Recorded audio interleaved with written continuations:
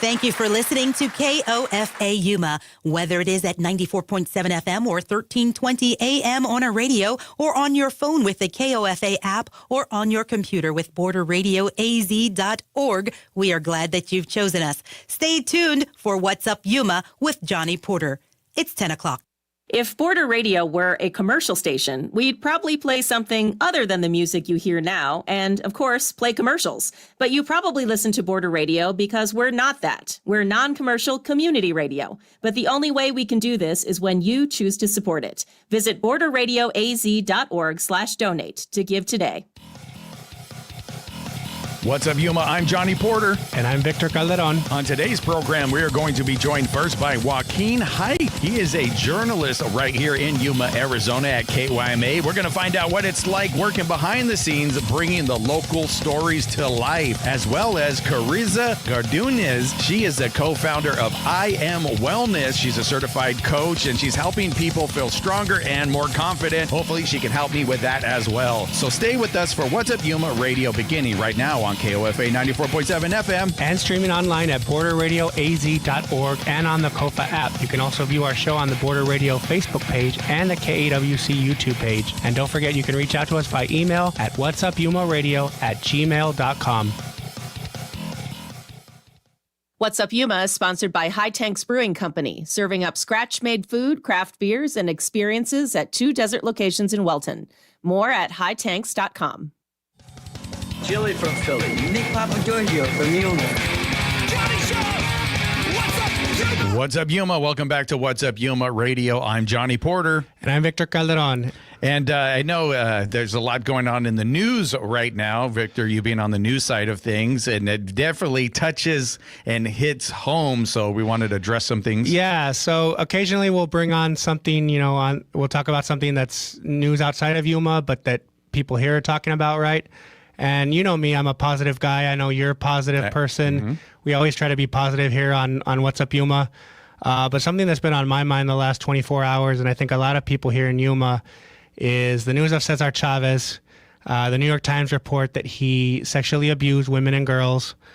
And I feel like for a lot of Mexican Americans, especially the children of farm workers here in Arizona and in California, he's like our Martin Luther King Jr. Yeah. And also, of course, he was born near Yuma and he died in San Luis. So his history is very much Yuma County history. Mm-hmm. And so also, and of course, the farm worker movement that he led is why the farm workers here, the men and women, have the rights that they do. Yeah. And so that news was like a gut punch. At the same time, one of the women that came forward to say that he raped them was Dolores Huerta. Yeah. And so another big figure in the movement. Another big figure. And so I think as well, also for Mexican Americans, she's like a grandmother figure to us. And so as I reported, what that means locally is, every year San Luis has marches for Cesar Chavez. They had an event scheduled Monday for Cesar Chavez Boulevard. That's been canceled, the mayor told me. And of course, San Luis has the statue in front of the cultural center that's named after Cesar Chavez, right in front of the boulevard that's named for Cesar Chavez.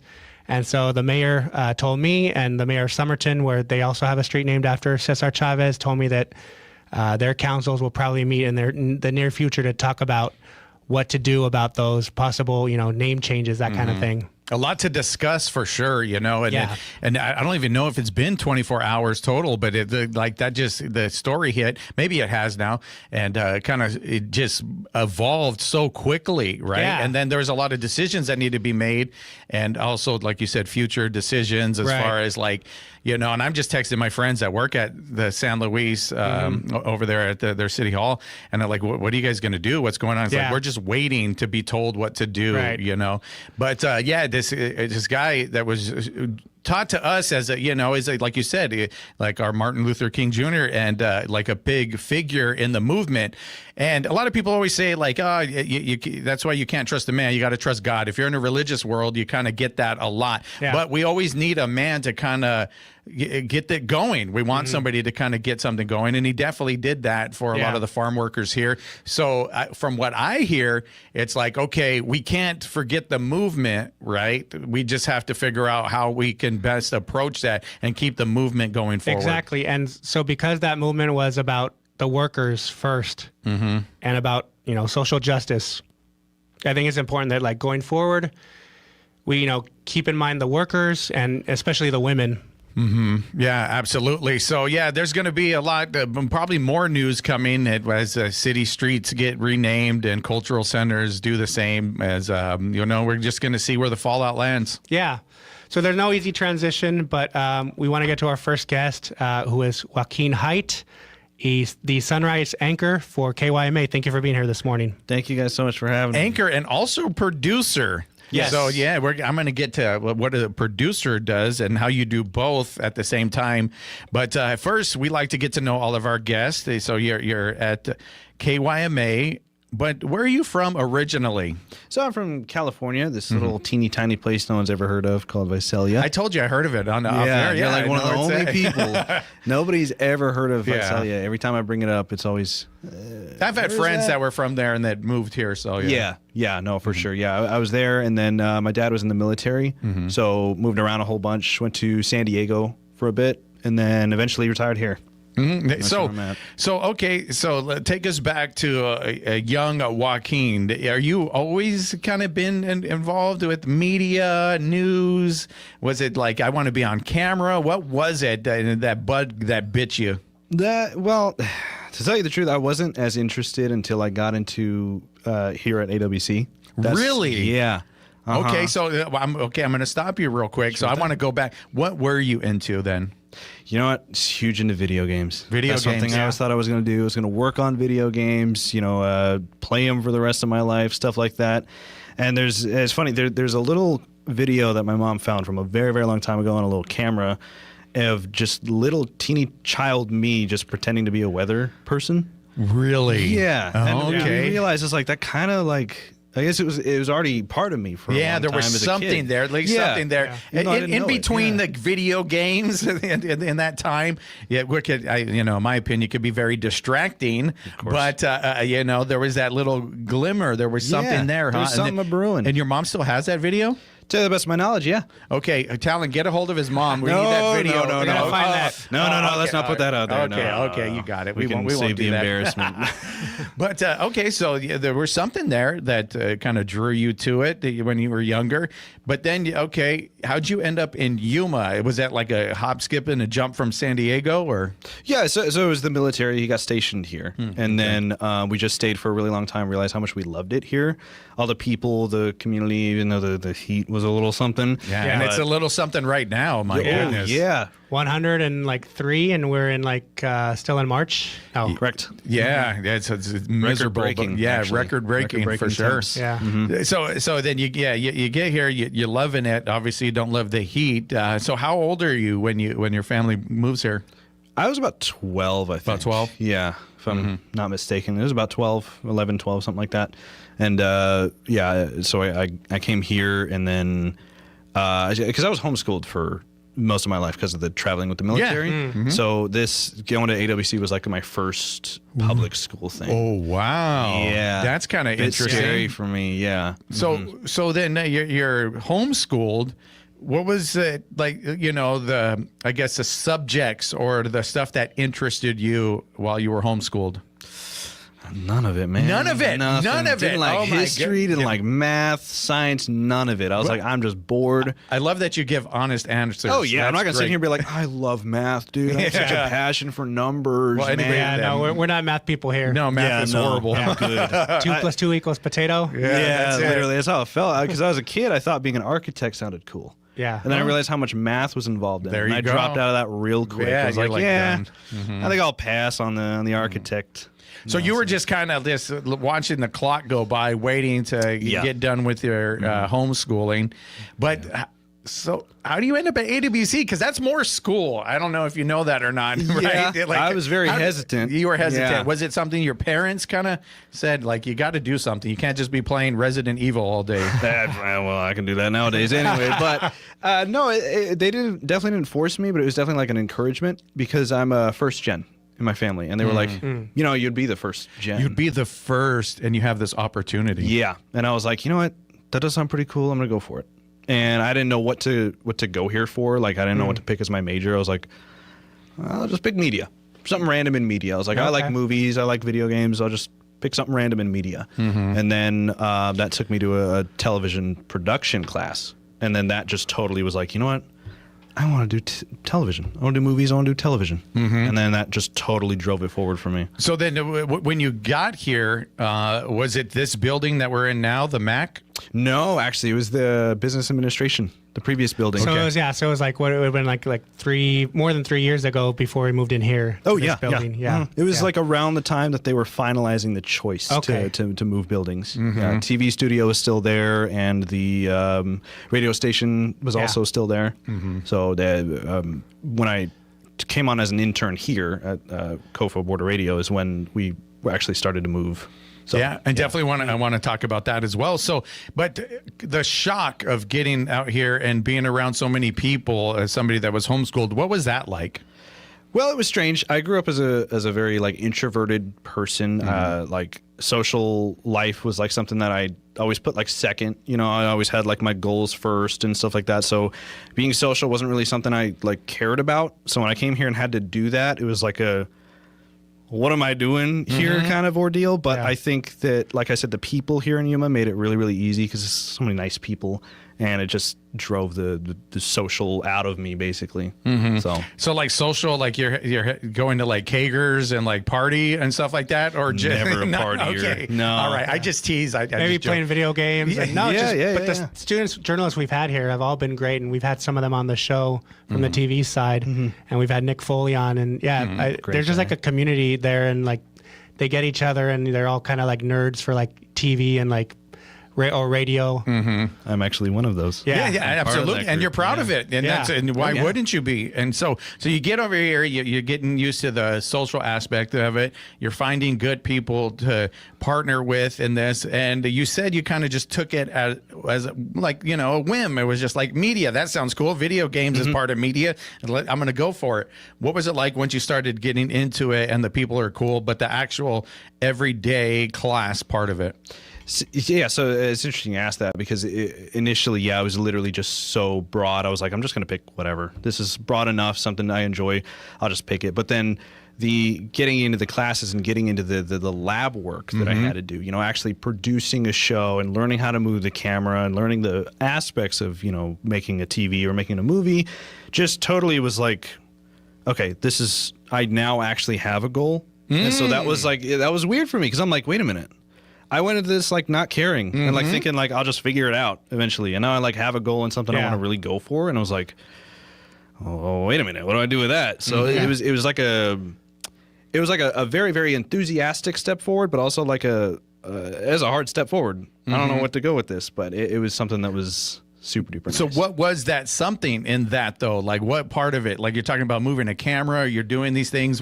Like what was it that really found, that bug that bit you inside of that? What was it?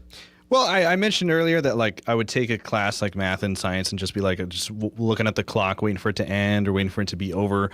But I realized it when I would go to these television production classes and realized, hey, I'm actually excited. I actually like really care. I'm feeling inspired by it. I'm feeling motivated to actually do it. So I felt like inside me was also just kind of like now feels right because I'm doing something that feels passionate now. Yeah, but what part? I'm going to get back to this. What part in that was it? A specific part? Yeah, let's get specific because was it producing it like you're going to do like, oh, this looks good. It's like okay because there's so much that goes into putting into production. What part of the production really said, okay, this is it? I really did love directing. There you go. Yeah, just making it look the way that I had in my head. I knew it. Yeah, directing, how the camera's going to be, the angles it's going to have, the color tones, all that stuff. I used to do video editing I still do for many, many years. And so having control over how I want something to look was just what drove me to be like, I can make something that I let my creativity go.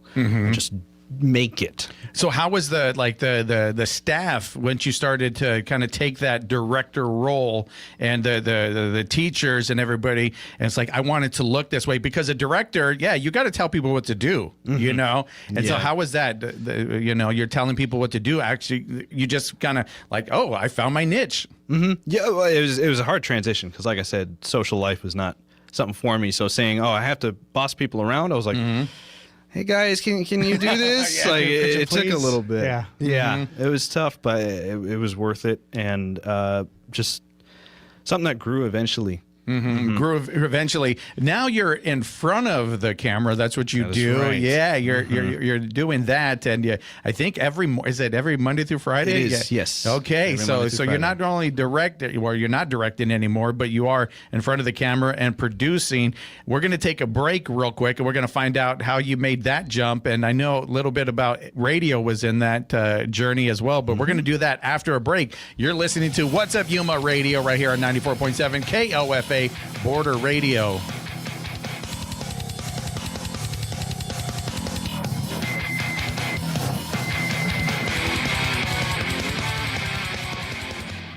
The Yuma Art Center presents the Children's Festival of the Arts from 10 to 3 on April 18th in front of the Art Center in Yuma's historic downtown. This all-ages community event features hands-on art activities, live performances, and interactive exhibits for children. More information at yumaartcenter.com. You are tuned to 94.7 FM KOFA Border Radio. I'm Cecilia Holland-Braithwaite from the KAWC Newsroom. An extreme heat warning is in effect until Sunday. Dangerously hot temperatures as afternoon highs in Yuma climb to 106 degrees. Tonight, mostly clear with a low around 68. The mayor of San Luis, Arizona, said city officials have canceled upcoming events honoring the late farm worker and civil rights leader Cesar Chavez following a New York Times report that Chavez abused and raped women and girls. Details online at kawc.org. From KAWC, this is Siendo Primero. I'm Melanie Ruiz Lopez. And I'm Sajay Bárcenas. We'll be talking about jobs and experience for students. I fell in love with the art of being in the kitchen, making food, and making people happy. Taking that chance is going to be what's going to get you to the next stage or future. Es una cantidad enorme de estudiantes que quieren trabajar. A new energy with the same mission: to give students a voice.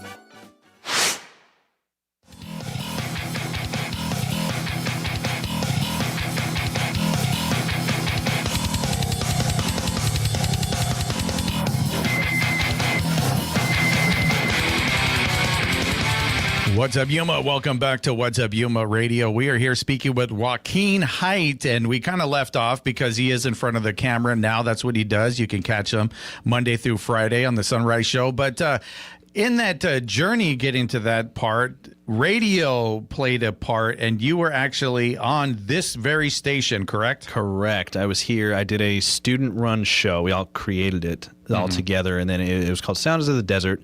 Maybe the viewers here may have heard of it. Maybe they remember it. Maybe they don't. That's okay. No. We tried to make it's it not okay. No. Yeah, how dare you guys? Yeah, what's wrong with you effort guys? in that? Come on. This is Joaquin we're talking about. Yeah, exactly. Yeah, exactly. I mean, come on. You got to move over from the radio. You know, but it was so much fun to put that all together. Yeah. I loved every second of it. Getting the concept of putting a show together, and that's kind of what you mentioned. Like, it led into getting into TV because a lot of what we did here was producing, actually. Yeah. We produce the show, make sure we know what break is when, what time, we have what song is playing, stuff like that. It's exactly what I do now. I go and, pick the stories that I want to play. I make sure the videos are right. I put the script in. A lot of people don't realize that when it comes to anchoring, there's so much that goes into it. They think you just sit in front of a camera, people feed you a script, and you do it. Yeah, you just read off a teleprompter. That's what a lot of people assume. Yeah, but glorified reader. Yeah, pretty much. Glorified reader. But there's so much more that goes into it. You write your own script as you go along. So it is a several hour process, actually. Yeah. So you're doing that process here at Border Radio. You're putting together a student-led radio show. And are you on the mic as well? Because you're producing. So do you kind of narrate? Like, tell me a little bit about the show. Of the radio show? The radio show, Oh, yeah. So we would do breaks where we would talk about the music that we played. So pick the songs we want to play and then talk about it. So we'd have like a theme for like the day. Okay, yeah. Yeah, so it'd be like National Pie Day. We'd play, American Pie, Don McLean, whatever, and just talk about pie, talk about, our favorite pie. One time we would bring in like food, like it was like spicy day, so we'd bring in like spicy food to try.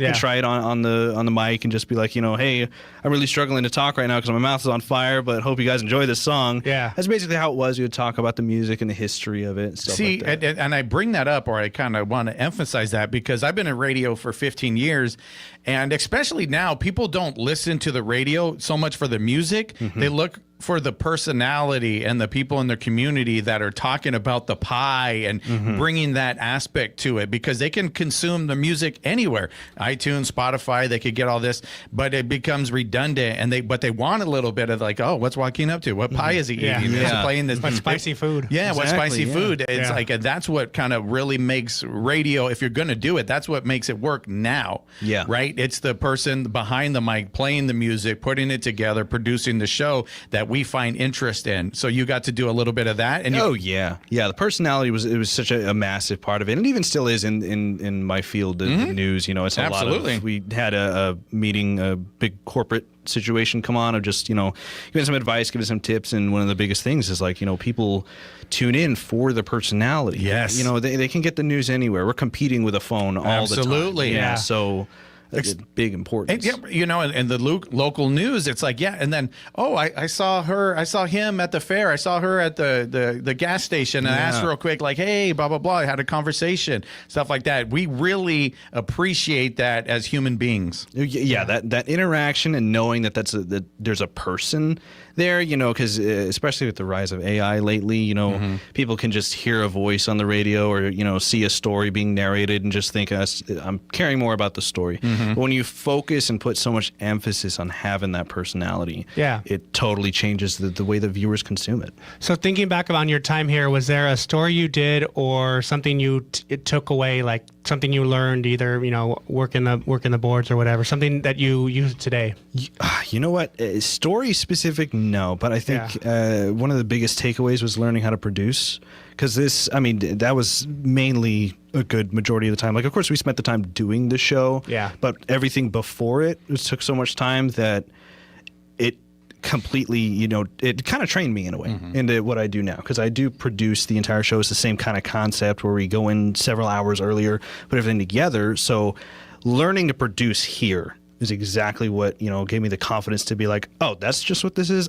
I can produce. Okay, but then you're producing, but then also on the microphone, because that goes into it, right? You're like your show now producing, and you're also in front of a camera and a microphone. So you got to learn a little bit of that. And so what happened? Did you you took your schooling, you're done, and then it's like time to move on, and you saw a job opening at KYMA? Like, tell us a little bit about that transition. Yeah, pretty much. So I graduated here, and I was still an intern here at Coastal Border Radio for a little bit, and then searching for jobs for quite a while, and then I saw the news, job offers, Indeed, I think, just kind of pop up, and I was like, and I have some, I did some news stuff, just kind of announcing, like, I want to use my voice. That's one thing that Lou Gum, the news director here, gave me advice one time. He's like, you have a really strong voice. You should be using it. Absolutely. Thank you. I appreciate that. Yeah. And it totally drove me, because I was like, he's right. I do have a strong voice. It's like a natural thing to me. Even when I wasn't social, it was like I could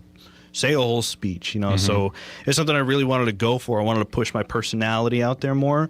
So when I saw the opening, I was like, you know what, I'm gonna apply for it. And then the rest was history. So you applied for it, and Ernesto gave you the thumbs up over there. What was your first position there? Like, what'd you apply for? So I applied for a multimedia journalist. Okay. Yeah, so that was what it was. Actually, no, I'm sorry. I applied for an anchor, but part of what being an anchor is understanding how journalism works. So he wanted me to be a journalist first, to understand how reporting works and stuff like that. So I went on as a journalist, and just kind of like an indefinite, maybe you'll go to an anchor eventually, but right now you're going to learn as a reporter. And then we had our previous Sunrise anchor move to Nightside, and then Ernesto, my general manager, or the news director, pulled me aside and was like, hey, would you be interested in doing like a Sunrise anchor? And I was like, Yeah, that's something I'd be open to. And then like 2 days later, he was like, "Hey, this is happening. So we're gonna need you like Monday to be like bright and early." I was like, "Oh, cool. All right." I just have to ask a quick question. Were you used to getting up that early?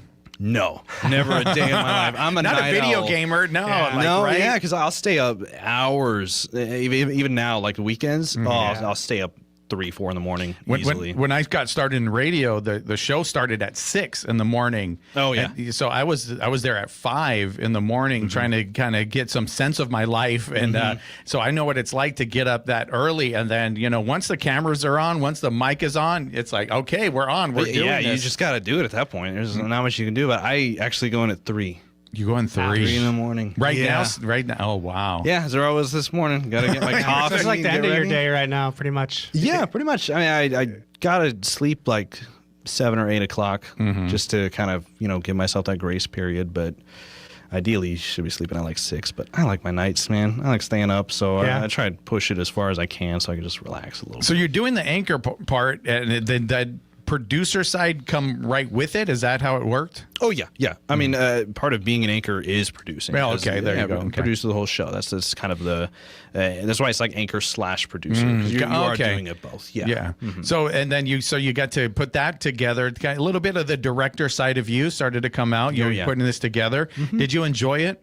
Oh, at the moment, I'm loving it. Now, but right when you first started. Yeah, I did love it. Okay, it's been like okay, very cool. The biggest issue was just the sleep schedule, and that took a while to adjust to. I'm still kind of adjusting to it, but that was the biggest hurdle. Everything else, it felt totally natural. I had done training for anchoring previously, like before this. They would train me and be like, "Hey, we'll have you do like a newscast or two." So I would like fill in for anchors when they wouldn't like be able to come in or stuff like that. So I had some confidence already going into it. So I kind of made it a little bit easier for me. So what's the main role of the anchor? Because the reporter goes out, they get the story.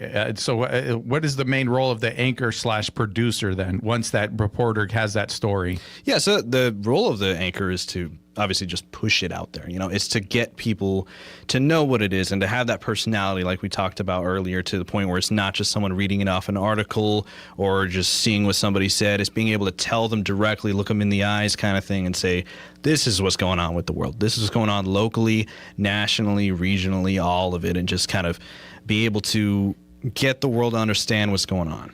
Pretty much. I would say that's, I'm sure you could ask every single person from KYMA that question. They'll have totally different answers. But for me, I'd say that the job is to give people the news in the way that makes them feel at home, makes them feel comfortable. Okay, so the producer side of it. So you have your morning show.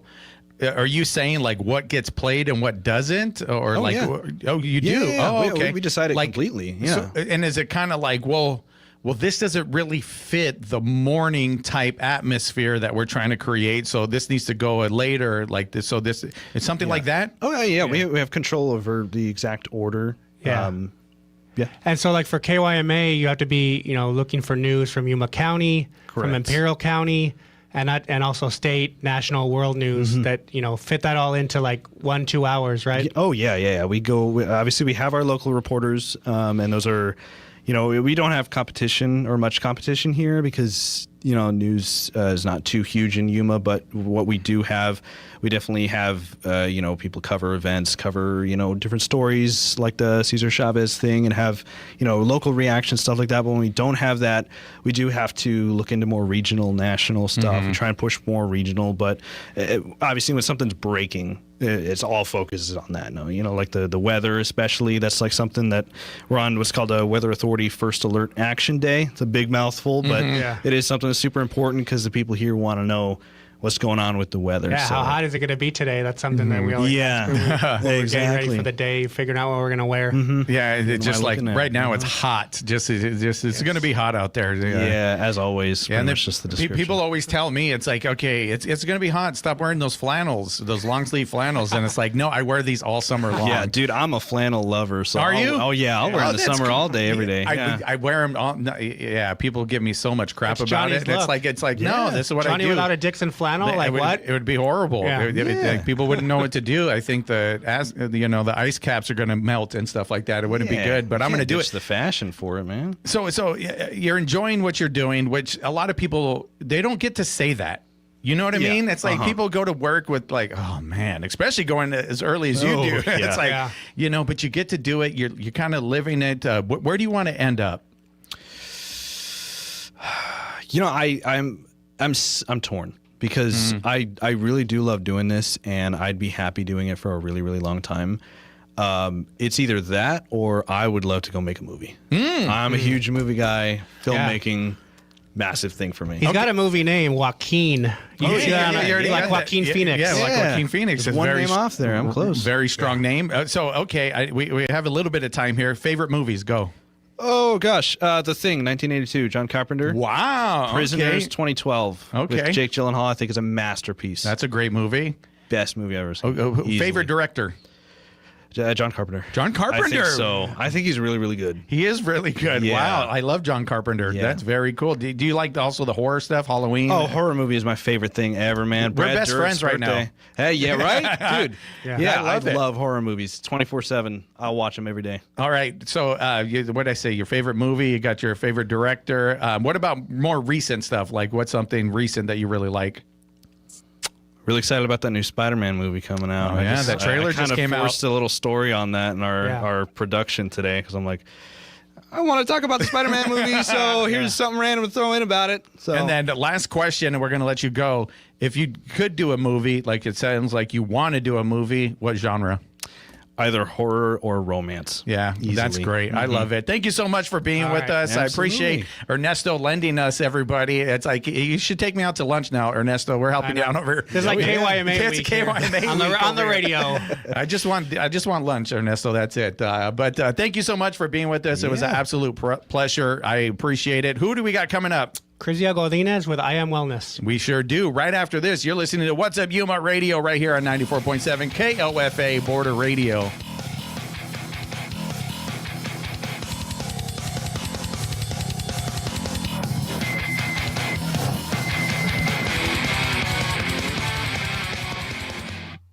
Want to help our community understand the issues that matter most? KAWC is hiring a civic engagement reporter to cover government, policy, and key industries in Yuma and La Paz counties and produce stories for radio, podcast, and digital platforms. For more details, visit kawc.org/jobs. I'm Public Radio Runner. Join me for Bonus Smiles, the show sharing the stories and playlists that fuel runners. Why?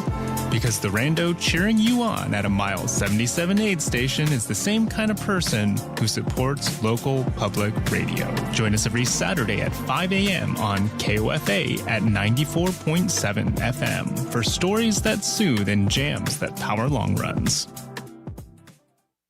What's Up Yuma is sponsored by the two Welton locations of High Tanks Brewing Company, its craft brewery and tap room, featuring scratch-made food and handcrafted beers, including Daphne's Date Ale and the Gila Hazy IPA. Also, live music and experiences such as farm tours and glamping are available. More at hightanks.com. I'm Maria Hinojosa. Next time on Latino USA, I get personal with the story of why I decided to reclaim my Mexican citizenship and how recently the number of people looking for belonging and political power outside the U.S. has grown a lot. That's next time on Latino USA.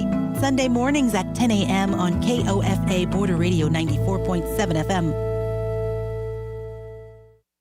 Arizona Western College invites future business leaders to the Youth Entrepreneurial Skills Training Workshop, Monday, April 6th, at the AWC Reskilling and Technology Center. This session helps participants learn how to turn hobbies into businesses, market ideas, and more. Information at azwestern.edu/events. I'm Mike Suba, and I'm a big supporter of KAWC.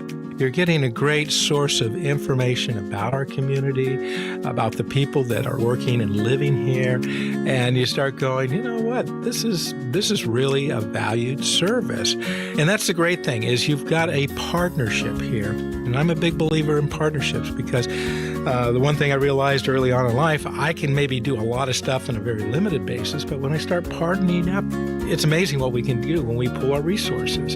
And so I hope that when people are listening to the station, enjoying the news broadcasts and the entertainment shows that are being presented, that they realize that you're not only the end user and enjoying what's being broadcast to you, but it can be a partnership too, where you can participate like I've discovered I can do and help get this service, enhance it, and provide even better programming. I'm Mike Suba, and I support KAWC.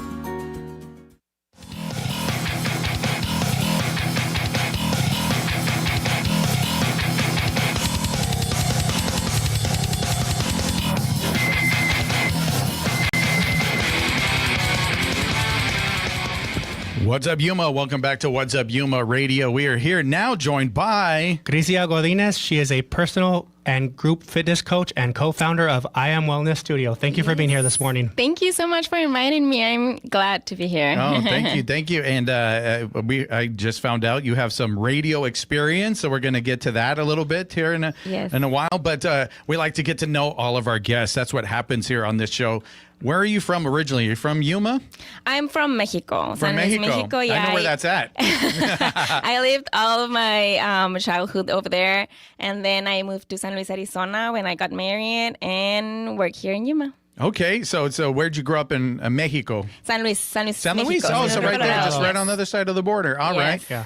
What was it like growing up there in San Luis? It was really fun. It was fun? Yes, really fun. I remember to meet with every of my family and friends over there. We used to go on a bike, go on a skateboard and everything. Mm-hmm. So you would skateboard?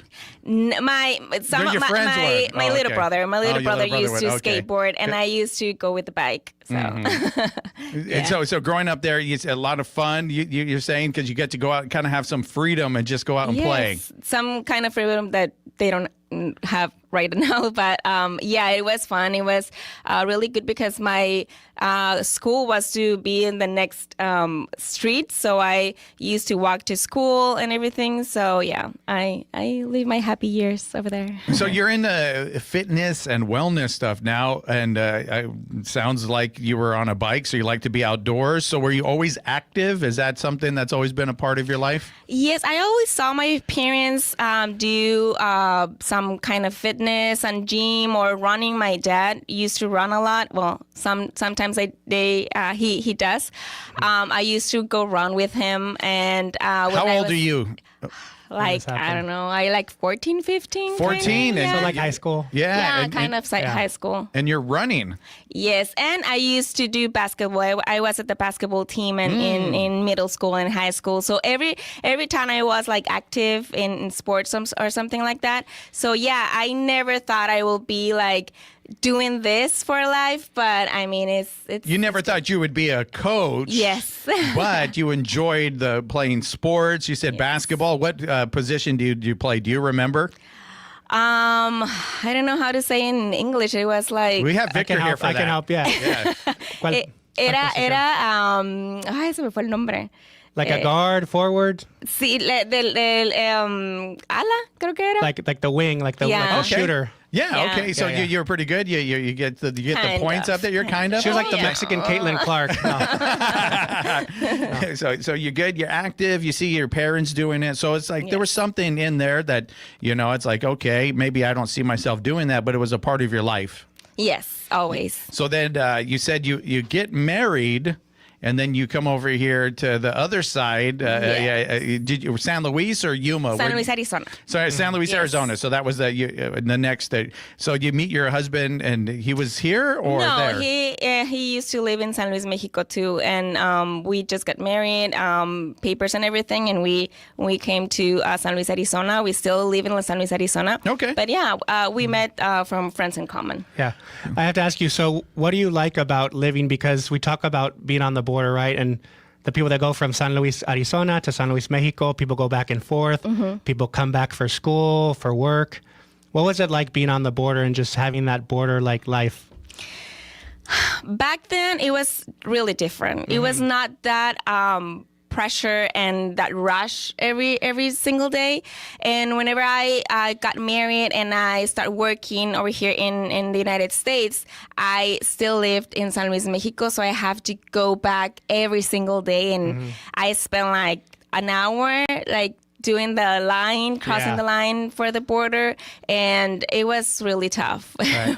it was really tough because I got out at 5 p.m. from work and I got to my house around 6-ish kind of. So it was tough. It was tired every single day, and the next day I had to get up early, work out, and do the line to cross over to United States, to go to work, to do my 8 to 5, and then again, yeah. the Because same. if Johnny, if you've been in San Luis, that line is no joke. Like, I don't know if you've been in recently, but it'll back up because they're remodeling it right now, but it's a work in progress and it's not going to be done tomorrow. It takes years. Yeah. And so sometimes the line will back up all the way to the Walmart in San Luis. And so you're there, just pack your patience because you're going to be there. Wow. And hopefully you have good air conditioning that works. And these snacks. days. And snacks, Yeah. And good music or somebody to be with you, in line. Yeah. So then the transition, that was something you and your husband made together. Say we want to go to the United States. Yes. Yeah, absolutely. Because I was working all day over here. He still works in Mexico. So he still works in Mexico. Yeah, so it's the contrary for him because he has to not make the line to go to San Luis, but to come back to San Luis, Arizona to home. But we'll still make it work. What is? Can you say what he does in Mexico? Yes, of or course. no? He's an engineer, a structural engineer. Over there. He has his own company over there. He has his own company. Nice. He didn't want to transfer it over to here, huh? He is still managing to transfer the work over here. He wants to get some jobs over here too. So yeah, he's looking into that. Oh, gotcha. And then you still have that same job and this, or no? Oh, okay. No. I was in Campesinos from a lot of time over there. I work in Radio Sin Fronteras. I spent a lot of years working in radio, and then just last year I ended my work there to make the full time over here in my business. Okay, so that's what you did when you were planning to come here, or you were already working here? Yes. In radio. So Campesinos Sin Fronteras, that's the group that helps farm workers and low-income Latino families with health services and like salud, all that good stuff. But so they have a radio station, Radio Sin Fronteras, Radio Without Borders. Gotcha. They're like farm workers without borders. Okay, so then you're working for this organization at the time. Okay, what'd you do at the organization?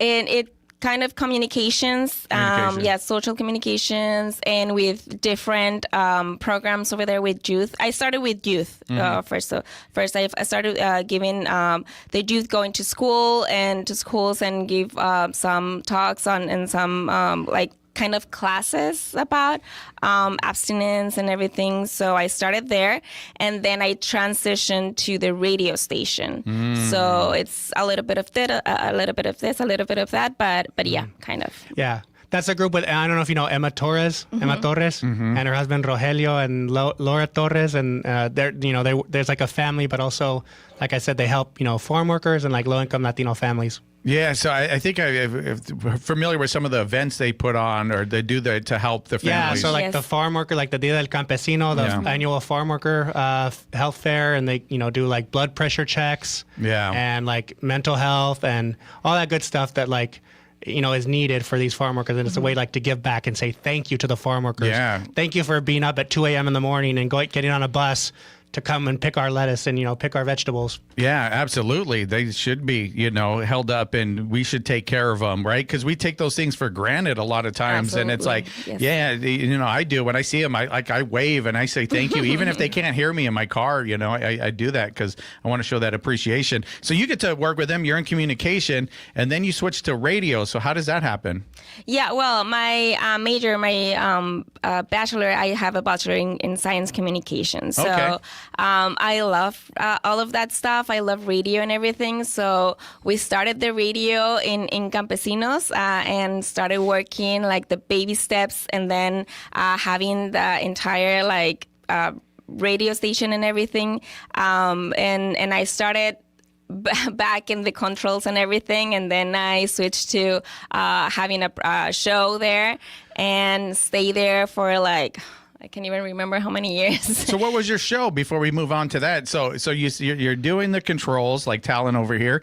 You're doing that. So, hey, Talon, you might be on the radio one day. You go from the controls like her. Yes. So you're doing that. And then what happened? Like they just said, hey, you'll be good on radio, or like, I want to be on radio. How'd that happen? No, you know what? There was a partner that she used to work, Lily, she used to work in the microphone because she loved that, and she did amazing. And then she stepped out, and the program stayed like alone, and they were like, well, you have to do it. And I was like, what? Yeah. No, and I was all sweaty at the first time, and my voice was breaking down and everything, but I started like that. You did it though. Yeah. Yeah. Yes, I had to. I mean, I had to keep up with the work, Yeah. and at the end, I ended loving it, and I never in my life thought that I will be this side of the microphone, this side of that, and I mean, I loved it, and I ended doing it for a long time. What did you love about it? Like, what was the part that went from a cracked voice to I love this?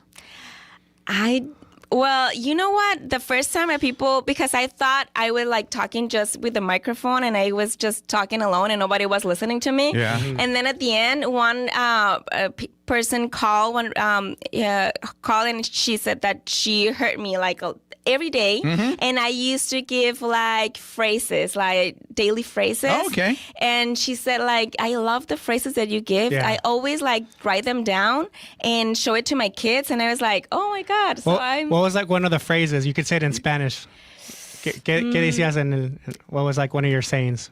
Frases. It was motivational phrases. Every day was different. Give us one. Like maybe it doesn't have to be one you've done before, but give us one for today for the show. Let me think about one. Okay, think about it a little We'll come bit. back after the break. So we're going to take a break right now. We're going to give you a few minutes to think about it. You're going to come back with that phrase. Can we do that? Yes, of course. All right, we'll do that. You're listening to What's Up Yuma Radio right here on 94.7 KOFA Border Radio. We'll be...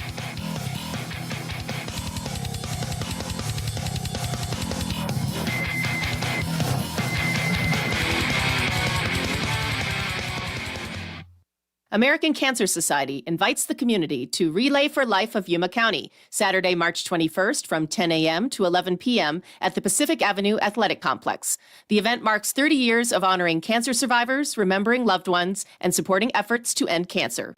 Details at relayforlife.org/Yuma County AZ.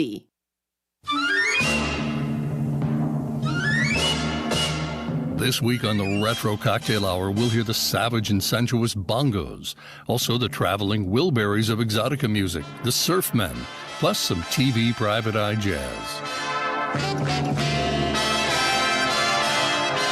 I'm Daryl Brogdon. Join me where the music is shaken, not stirred.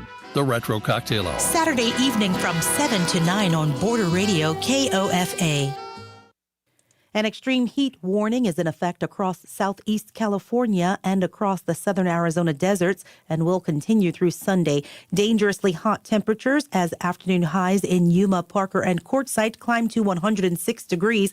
Mostly clear skies tonight with a low of 68. If you're not going to be at your radio, you can still listen to your favorite programs. Download the KAWC KOFA app from the Apple App Store or Google Play Store. Stream us online at kawc.org or borderradioaz.org, or ask your smart device to play KAWC or KOFA. If you're tired of listening to long commercials before finally hearing music, look no further. We've got you covered. Whether you're searching on your radio, trying to find an app to play some tunes, or need background music playing on your computer while finishing up some work, KOFA Border Radio is your non-commercial place for music.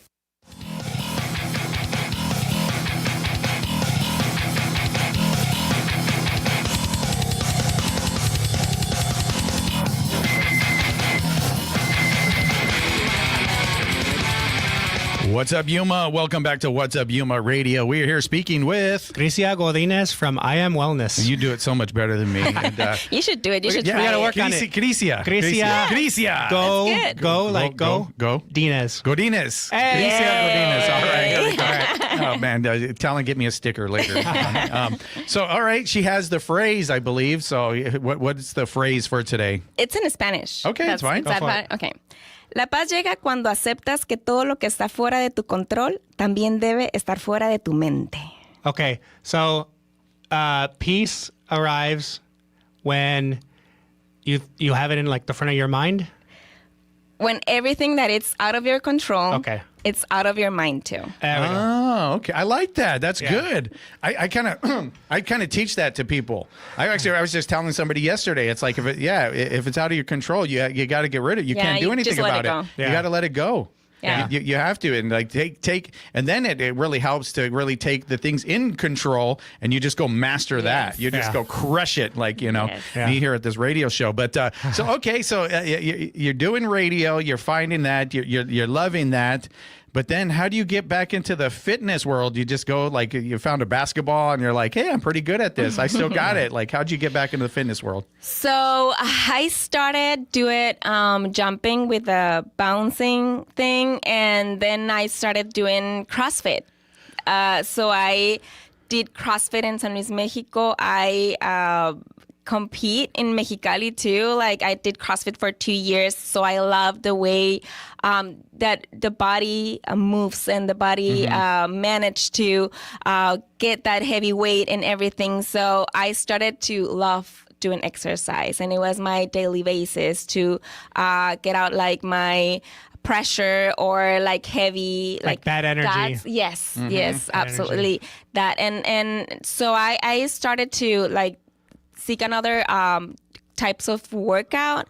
I did TRX and then started to do certifications. Started with Jump It and then Bar, and kind of I was just moving into San Luis, Arizona, and then thought that there was no fitness studio in San Luis, Arizona.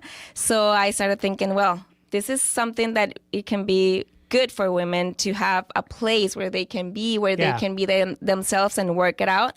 But the pandemic arrived. So it started the 2020. I met Lola, that is my one of my business partners. So I talked to her. I met her. She is a yoga teacher. So we decided to can open like this studio at San Luis. But again, the pandemic arrived and everything. So we started online doing like workouts and meeting people online and everything. And then starting at the end of late 2021, I was getting out of a lower back surgery, and we decided to move to San Luis, Arizona to do it here in Yuma. So that's like this started. Okay. So, you're doing this, you're finding it. You said that it looks like there was an opportunity there to be able to do these things. I want one question. How'd you come up with the name, or who came up with the name? Both. Okay. Yeah, Lola and I, because both of you. Okay. Yes, both of us. Whenever we wanted to do it here in Yuma, we decided to look up for a name that means and engloves like a lot of things. It's I Am Wellness Studio, because I can be whatever I want. I can be wellness, I can be strong, I can be tough, I can be resilient, and I mean, it's like a big name for a wellness studio. Yeah. So you had one location, and now you're in another location. But talk about how you decided to open on a location, a physical address, and then move to where you are now. Well, it was tough at the beginning to open the location because it was a big place. So we decided, because we partnered up with another business partner, so we are 4 now, and we decided to move to give like a turnout, like a different, not goal, but like a different turnout to move out, because it was a big space. So we're now like a little bit like smaller, but like cozy and aesthetic. So you used to be on 24th Street, I think, was the old location, kind of by the like a little down the street from the Fries there. Mhm. And then now you are in, is it Elemental Life? Elemental Life Spa. And Elemental Life Spa, and I think you've had them on, Johnny. I think you've had the couple on that. Yeah, does that. Brian. Yes, Yeah. Brian. So their studio is in that within the that building. Elemental Mhm. building. Oh, so yeah, that's okay. So you kind of have a little like corner there, or like your own little area, or Yes, it's inside of the building, inside of Elemental Life Spot, but we have our own like studio, like it's kind of big, kind of medium studio. So it's very cozy, very well, but and everybody that gets in, they love it. So it's really nice. Yeah, Brian was just at my office this week. So yeah, I know Brian a lot. That's pretty cool that he's being able to offer that part of his dream, part of your dream. You guys can come Yes. together and make that happen. Yes, and then we mix it up. We are like kind of working together with two separate companies, but we are in the wellness, in the health area. So we are. Making it possible and working together so we can give wellness to the people. So what are some of those things in the wellness that you offer? You mentioned yoga. Yoga, Pilates, body performance that is like functional training and sound bath right now. Oh, and the sound bath. Yes. Sound Okay, bath. so you you might have to get Johnny to try that out. No, I've done them before. Oh, really? Yeah. My my ex or whatever a proper term does those, and she's over at the Elemental as well on Friday. She does massages. If you met Elise. I know her. Yeah. So yeah, I've done sound baths, which I enjoy. They're really good. They're therapeutic. Yes, I even go to a place where I do that, and then the acupuncture thing in the ears. Yeah. I forget what it's called, but I'll do that, and I'll like just chill for an hour, and it's like, okay, I feel better now. I can You just have to rest, to still, and to make it work. Yeah. It's therapy. It's therapeutic, and it's good for your health. And if you suffer anxiety or suffer something else that is not letting you go on with the day and day, it's work. Yeah, it works. So we're in Women's History Month. So talk about the community of women that you have, because it's you, it's Lola, it's the other trainers, and also your clients. You know, some people have moved out of town and they still come back when they're in town. Talk about like having that community of like women, to have this women-owned business, and you're like supporting each other in like wellness. It's beautiful to have like a tribe of women supporting each other. We are four, and right now on front of I'm on the studio is Lola, Jackie, Caro, and myself.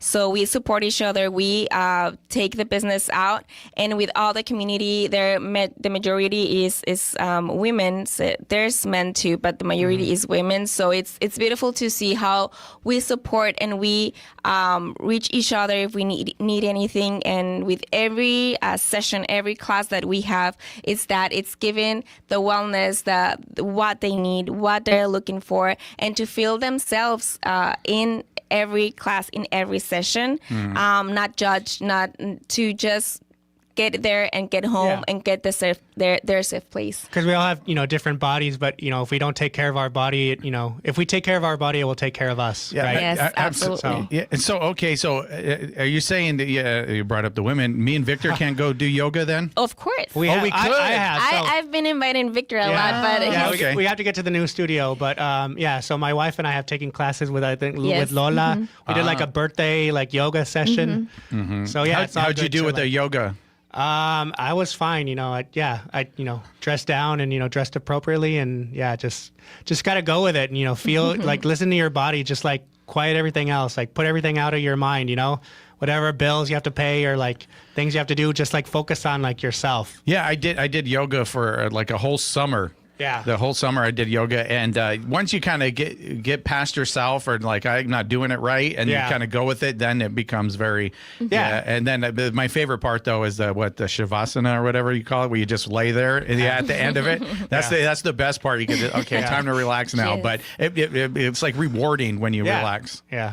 And it's part of what we were saying of let it go. When you're not doing a posture well or doing some exercise well, just let it go and let your body like moves around what your body can do, and that's the thing about. So tell our listeners and viewers where they can get information on I Am Wellness, social media, website, where you are physically. Yes, you can follow us on social media. We are I Am Wellness Studio.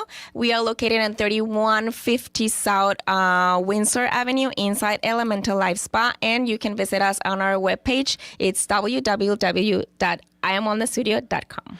All right. So, okay, Victor's done it. So maybe you haven't been to the new place, though, huh? I haven't been to the new location. No, there was an open house because there was like a chamber event, the ribbon cutting. And so I saw her there, but I haven't been to a class, so I have to take advantage of that. Yeah, definitely. Thank you so much for being with us and helping keeping everybody in Yuma healthy, which is a big part of like you said, you got to take care of your body. Yeah. You got to I go for a walk every morning, so every little bit helps. 2.5 miles. Yeah, eating better, just flushing all that bad energy out, right? Like we were saying. It's not just about your body, it's about your mental health too. So I'm going to wait for you guys in the city. Help me with the mental health as well. That'd be great. A little bit of stress relief. That's definitely something that I could use.